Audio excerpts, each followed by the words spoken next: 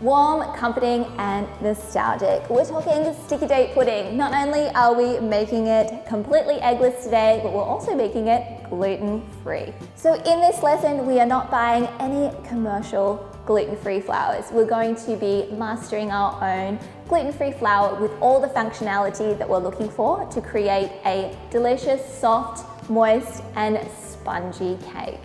Now this sticky date pudding is reimagined into a modern interpretation.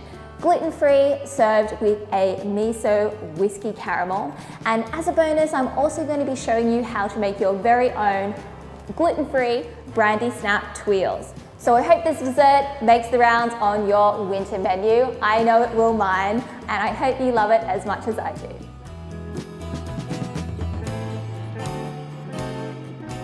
So as always, we want to ensure that we measure out all of our ingredients before we get started. And I've gone ahead and weighed out my dates. Now the dates that we're using, I like to call them the cheap dates, but these are known as deglet dates, or these are the dried ones that you'll find in the baking section. So I've gone ahead and just made sure that there's no pits inside.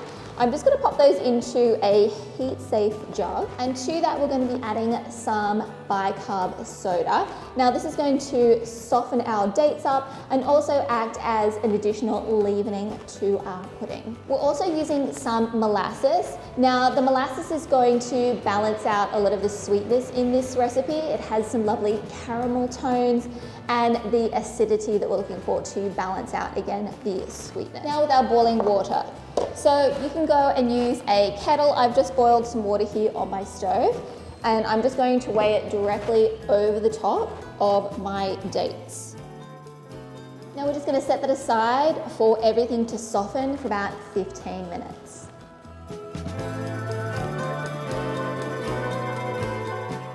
Now moving on to our egg replacer. So we are using panis egg in this recipe, and the reason that we are using panis egg is that it's a highly functional whole egg replacer, and when we're making things like gluten-free cakes and puddings like this one, we do want to use something that is highly functional, that's really going to lock in all the moisture for our cake, but also create that scaffolding or that binding abilities that you would find from traditional eggs.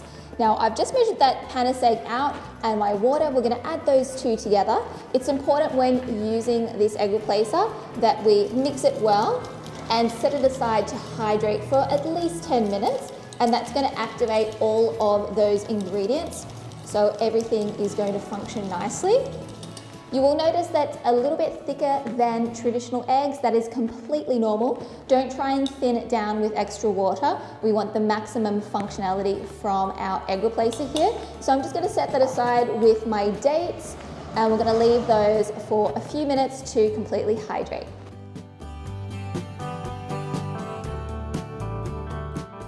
Now I'm just not using a off-the-shelf gluten-free flour blend, and the reason being is we can have more control over what the flours are doing and choose the right flours for the type of dessert or cake that we are making. So when creating gluten-free flour blends, it's always important to choose a flour that's going to have some protein, one that's going to provide some texture, and then also a starch. And those ratios are going to change depending on the type of cake that we are making. So today with our sticky date pudding, I wanted to incorporate some ingredients that are really going to lock onto that moisture, but then also have enough protein to assist with the scaffolding or holding the gas from our leavening agents. So going through those ingredients, I will explain each one. So for our protein, we are using some buckwheat flour. And the buckwheat flour pairs lovely with the molasses and the dates. It really complements those flavors. The buckwheat flour has a light nuttiness and a little bit of tannicness, I suppose, to it as well. So it's kind of nutty, a little bit grassy. It's very delicious for this recipe. Now we have also, as I would say, this is the main flour that we're using in this recipe. We have some rice flour, and rice flour does give a great texture. It holds on to a lot of the structure in a lot of gluten-free bakes, but it does have a tendency to be a little bit dry or gritty. So we're not using it as the only flour in this recipe, just as a portion. And then we have our potato flour. Now the potato flour locks onto moisture and it has a bit of starch in there also, but it's one of my favorite flours to use for gluten-free baking. Now, of course, we need a little bit more starch. That's also going to help with the moisture as well. And I've got a little bit of cornstarch here. Now, one of the problems that we find with gluten-free baking is when we add our leavening agent, it does tend to struggle with holding onto the gas as it is doing its thing, its chemical reaction in the oven. So that's because we have that lack of gluten structure, that lack of gluten network. So we really need to replace it with something that's going to help. So you'll find a lot of gluten-free flours will have things like xanthan gum, or you'll use a lot more eggs in a traditional gluten-free recipe. So one of the ingredients that I love that really can help hold on to the gas is I'm using some psyllium husk powder. Now, if you can't find psyllium husk powder, you can just purchase the psyllium husk from your local grocery store or pharmacy, and I just put it in my spice grinder and grind it nice and fine. So I'm adding a small amount of that, but it does make a big difference to your gluten-free bakes. Now, to balance out, we have a little bit of salt, balance out our sweetness and all our flavors. And I have, of course, some leavening agent. We're using some baking powder today. So as a rule, with any kind of gluten-free flours or gluten-free bakes, we tend to increase the baking powder a little bit, usually about 25%, just to ensure that we get that maximum lift. Moving on to creaming our butter and sugar. So I have here, I'm actually using a dairy-free butter alternative and of course unsalted. And you want to make sure that it is nice and soft, not melted, but just soft. Now, if you are using a dairy-free butter alternative, one of my great tips is you can use a little bit of butter aroma just to add some richness to your cake. So I like to just add a few drops of that. I have some vanilla paste or vanilla extract and some soft brown sugar. So we're just going to beat this for a couple of minutes until everything's nice and combined and it's nice and creamy. And I'm just using like a low to medium speed. So by creaming our butter and sugar mixture, we're incorporating thousands of tiny little air bubbles, which is going to also help with the leavening of this cake. So we get a lovely, soft and juicy sponge cake. Now that we've creamed our butter and sugar, we can slowly start adding our vegan egg that we prepared earlier. So I like to do this in about 2 or 3 additions, just so we get a nice emulsion. So one of the great functions of panis egg is it's very highly emulsifying when you start incorporating it into your ingredients. So that means that it's going to really hold on to the fat and stop it from splitting. So you get a lovely texture to your sponge cake. So I've just added about 1/3 of that into my cream butter and sugar, and we're going to beat this for a couple of minutes until it's well emulsified and we incorporate a little more air as well.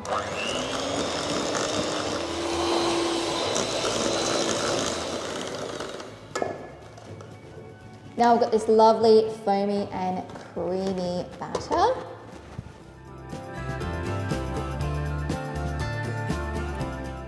We are going to start blending our dates. So I'm just using an immersion blender, and you don't need to blend it completely smooth. You can leave a few little pieces of dates in there for some texture if you would like. I'll leave that up to you. I'm just checking the temperature because I think it's going to be a little bit too hot still. So it's at 47 degrees right now. I'm just going to pop this into the freezer to cool down quickly. Put it in this metal bowl so it cools down a bit faster.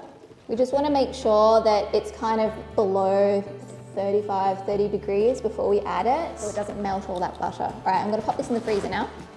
So while we're waiting for our date puree to cool down, we can start adding our dry ingredients. So that's our gluten-free self-rising flour that we created. And I'm just sifting it through just to make sure that there's no lumps. And we're just going to mix everything together. So one of the added bonuses of gluten-free bakes is there's no gluten, so you don't need to worry too much about overworking your batter and creating, developing too much gluten development because we don't have any gluten. So that's one of the perks, I guess. Okay, so I pulled my date puree out of the freezer. It was in there for like 5 minutes and it's now cooled down to like 34 degrees Celsius. So it's safe to add it to our batter. I'm just gonna fold all of that together. Okay. And our last ingredient is a little bit of milk. I'm using some oat milk today, but you can choose whichever type that you would like. Just to add a little additional moisture to get the right ratio balance to create a nice moist pudding. Okay, so once everything is mixed, we are going to be hydrating this batter in the fridge. I do highly recommend that you leave it in there for a minimum of 2 hours, but you can leave it in there for up to 12 hours and it will still be fine. And the reason that we do this is when we're working with gluten-free flours, unlike wheat flours, the gluten-free flours tend to take a lot longer to really draw in all that moisture into the cell wall. So especially things like the rice flour, whilst it's a great functional flour to use in gluten-free baking, it can tend to taste like you're eating your lunch at the beach and a big gust of wind has just picked up and you've got a whole mouthful of sand. It's never pleasant and we don't want that experience for our gluten-free bakes. So to avoid that sandy or gritty texture that you can get from a lot of gluten-free flours, hydrate your batter, whether that's for cakes, for doughs. It's a very important step and you want to do that for a generous amount of time. So I'm just going to pop some cling wrap over this and I'm going to set my timer for 2 hours in the fridge and then we can come back and put these in our molds.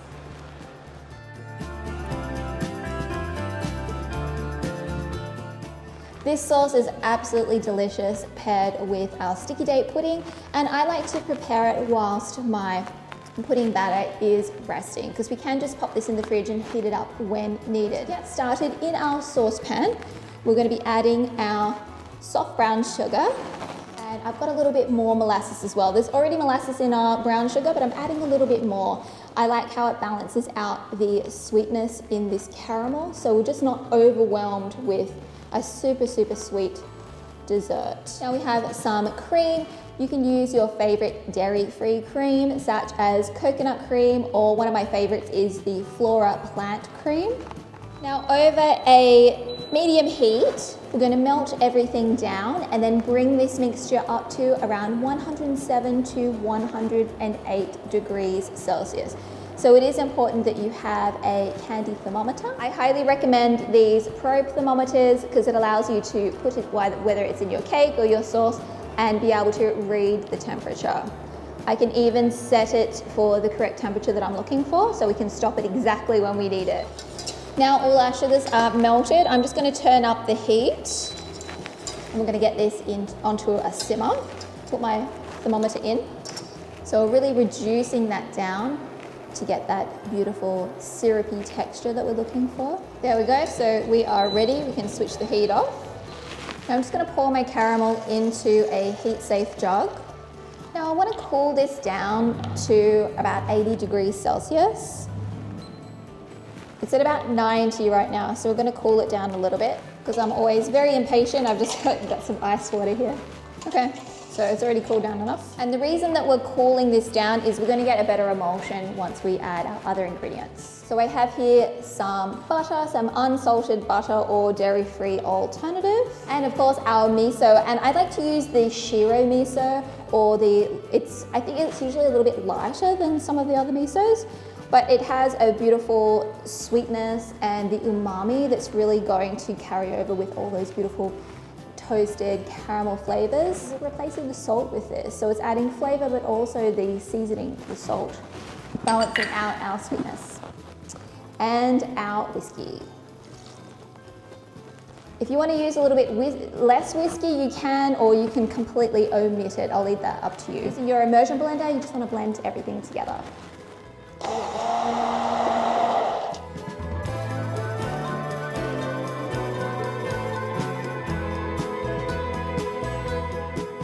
These gluten-free brandy snap wafers can be used for garnishes for your favorite desserts.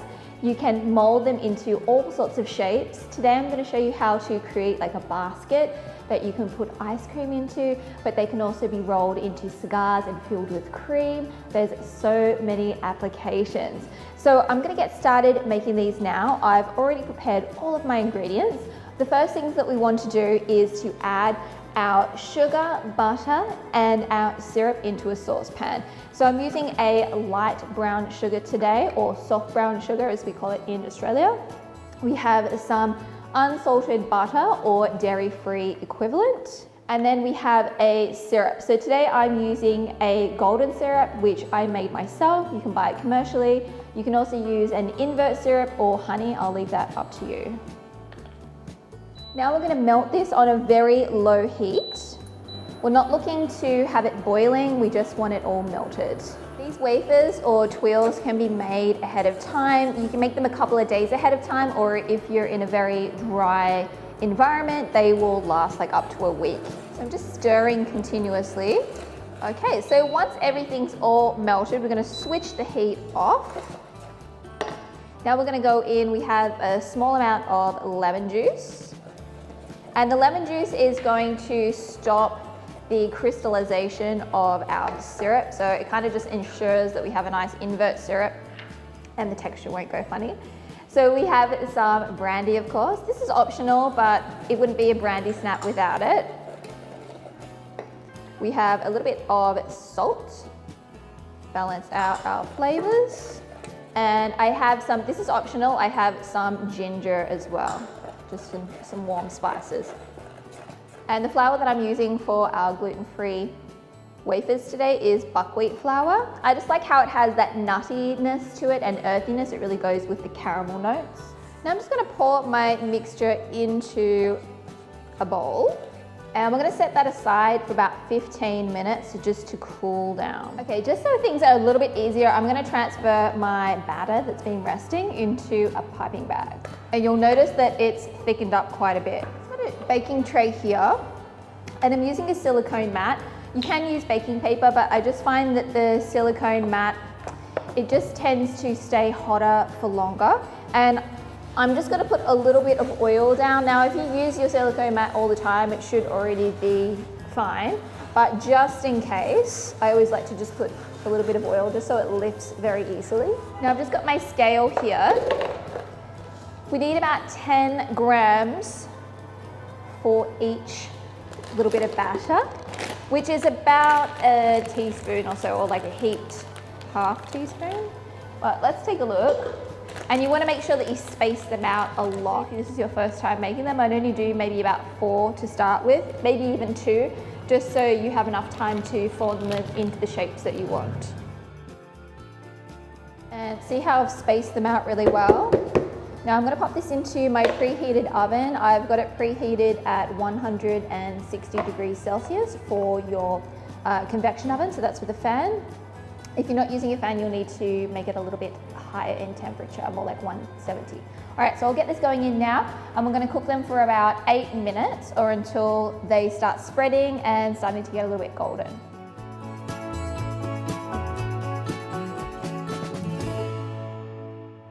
I think these guys are looking done already. I'm just going to take a look. Yes, so they're a lovely golden color. I'm going to take these guys out now. So I've pulled my wafers out of the oven and I'm just cooling them at the moment. So they need a little bit of time to cool, because if you use it too early, they are not going to come up. See, it's still too liquid. So we just need to wait a little bit, be a little bit patient. And I've got a few little things that we can use to shape them. So I've got these little shot glasses, which I thought would be nice to make the baskets. You can make your classic brandy snap with one of these, or you can drape them over a rolling pin or something curved for like a twirl type of look. Okay, so starting to lift up. It's still quite hot. See how this one just ripped here? And then I'm going to drape it over my glass.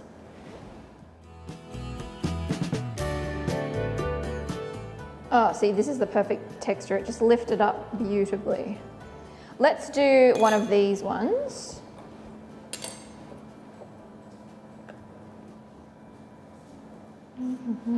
Might leave it in there because it's still kind of warm. Okay, and for our last guy, I'm just going to pop it over my rolling pin. Okay, so this one's cooled now. But how cool is that? That is our brandy snap wafer, and you can fill this with some cream if you would like. It makes a beautiful garnish for your desserts.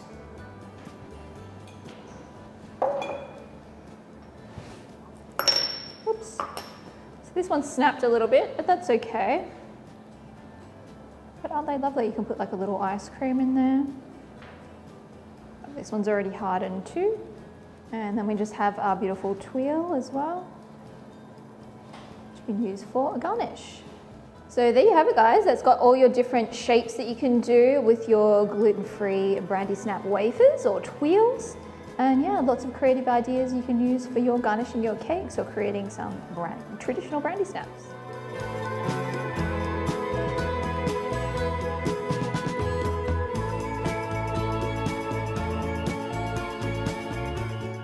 These individual pudding molds, and these ones I think hold about 150 mils, but anyway, this is the size that we are working with, and I'm going to butter these now. So I've just got some softened butter or margarine, and you just want to go generously in there and up the sides. And I'm going to put a little bit of baking paper down the bottom. Now, because it's really small, I'm just thinking maybe just like a little square might be fine, so we don't have to mess around with making little circles. So I'm just going to get something about the same width, maybe ever so slightly bigger, with my baking paper here.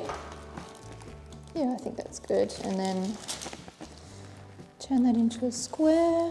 And by doing this, it just makes it so much easier to get that base out, so we get a nice clean edge. Looks a lot more professional. Okay, so good. Fair amount. So I'm just going to put one of those little squares just down the bottom.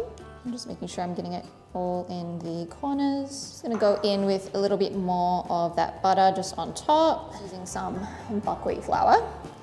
And I just want to put maybe like a teaspoon in there, and we're just going to shake that around to stick to our butter. And this is going to help as the pudding is growing to cling onto the sides. So I've just pulled my batter out of the fridge. It's been in there for a couple of hours. And I'm just going to give it one last mix, and you'll notice it's got a lot thicker. And to make my job a little bit easier, I'm just going to put it into a piping bag, so it's nice and easy for me to pipe into my small forms. Of course, if you're just doing this in one big pudding, it's easy just to scoop it in. So we're going to do 100 grams in each form.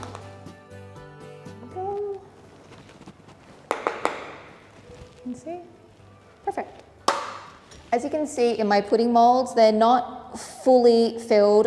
They're probably like 2/3 of the way filled. So it's important when you're choosing your mold that you have that space. I find that this is for the perfect size for an individual pudding. So do keep in mind, if you're using something a little bit smaller, you may need to use less batter. You don't want it to be more than like 2/3 full.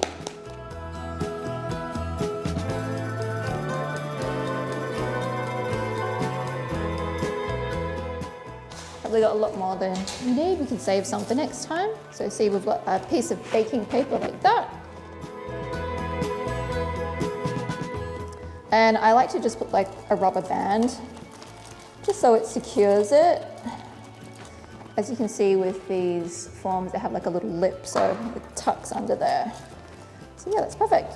You can pop that in and continue with the rest. We have all of our puddings ready to go. Once the oven's preheated, we can get these going in. I'm going to get some hot water on now, because we're going to fill this up with some hot water about 3/4 of the way. And get these in the oven. So we have our puddings. Oven is preheated. Put our tray in. And I just boiled some water in my saucepan here. We just want to pour it in until it's like 3/4 of the way full.